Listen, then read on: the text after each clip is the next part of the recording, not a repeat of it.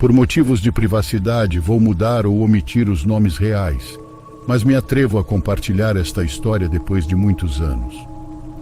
Eu sou uma pessoa que diz que não acredita em coisas paranormais, mas sou de Tijuana, cidade fronteiriça no estado da Baixa Califórnia, no México. Esta é uma cidade caracterizada pelo abundante fluxo de migrantes. Pessoalmente, tive contato com muitas pessoas que tentam cruzar de forma ilegal para os Estados Unidos e, por uma razão ou outra, acabam aqui em Tijuana. Um dia, conversando no meu trabalho com um colega, percebi que ele estava um pouco triste e desanimado. Perguntei o que estava acontecendo. Ele respondeu: "Hoje faz 3 anos que cheguei a esta cidade. Posso te contar algo? Mas não ria de mim." Isso me surpreendeu porque ele era uma pessoa muito séria. Ele começou então a contar sua travessia para chegar aos Estados Unidos desde sua terra natal, Durango. No início, tudo parecia normal. Eu já tinha ouvido muitas histórias semelhantes. Aqui em Tijuana, essas histórias de pessoas que não conseguem cruzar para os Estados Unidos e ficam aqui são comuns. O estranho na história do meu colega começa quando ele chega ao estado de Chihuahua. Ele disse que a pessoa que os levava em um caminhão os deixou em um ponto e disse: "Aqui eu deixo vocês. Vão caminhar umas 3 ou 4 horas nessa direção para o Nordeste. Vão chegar a um acampamento onde estará o coiote." Coiote é como se chama as pessoas que ajudam a cruzar para os Estados Unidos de forma ilegal. Segundo meu colega, eram aproximadamente 4 da tarde quando começaram a caminhar.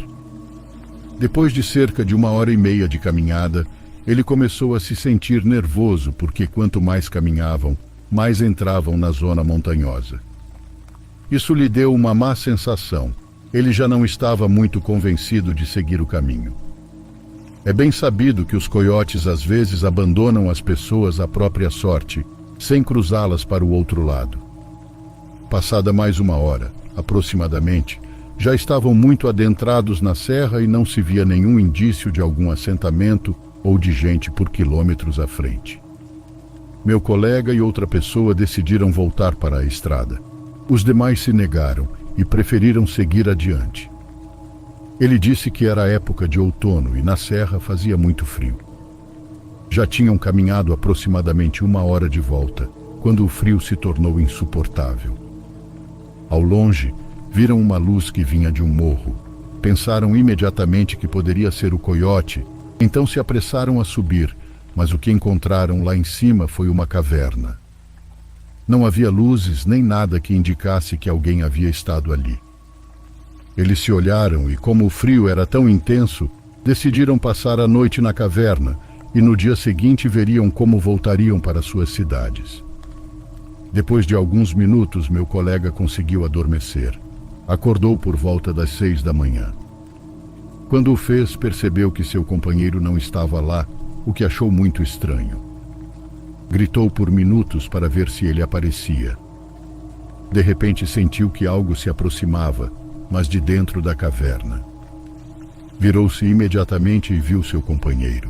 A caverna parecia ser muito profunda, mas a entrada era muito pequena. Não tinha mais de 1,5 metro de altura. Quando viu que seu companheiro saía das profundezas, imediatamente notou que algo estava muito errado.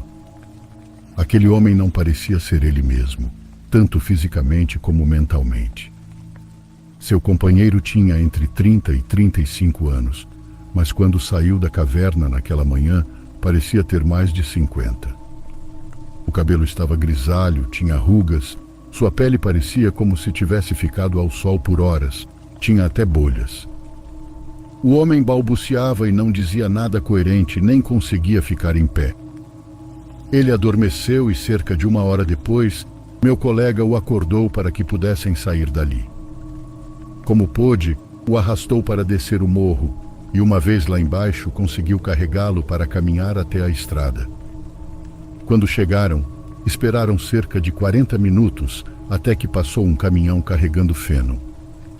Meu colega pediu carona e, entre ele e o motorista, carregaram o homem e o colocaram no caminhão que os levou até o povoado mais próximo. Uma vez no povoado, Levaram o homem ao único médico do local, que o examinou, e após uma extensa revisão, disse que o homem tinha um quadro muito grave de desnutrição e estava desidratado, como se não tivesse tomado água nos últimos dias. Isso não fazia sentido, já que eles carregavam água e comida em suas mochilas. Naquele mesmo dia, mais tarde, o homem acordou e finalmente conseguiu falar. Quando viu meu colega, contou-lhe o que havia acontecido. Ele disse que quando adormeceram na caverna, acordou de repente e ouviu vozes que vinham de muito adentro. Ficou curioso por haver mais gente ali dentro, então lembrou da luz que haviam visto e decidiu caminhar alguns passos na escuridão para ver o que encontrava.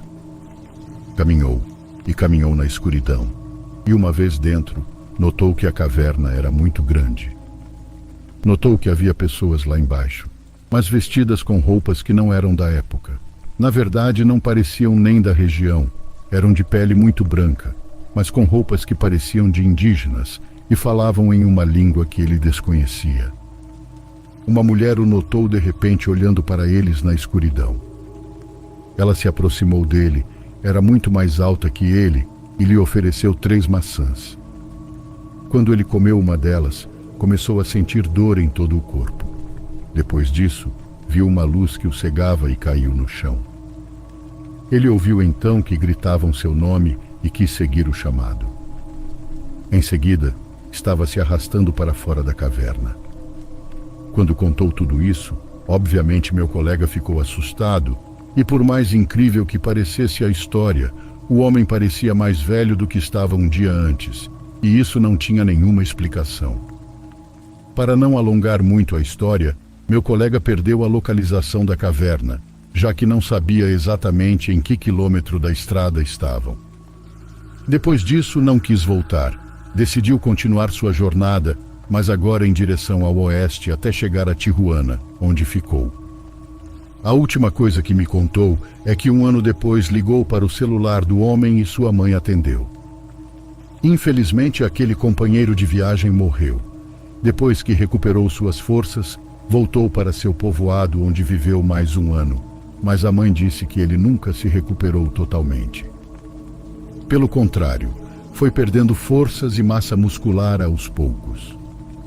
Sendo pessoas de recursos muito escassos, provavelmente nunca fizeram os exames correspondentes.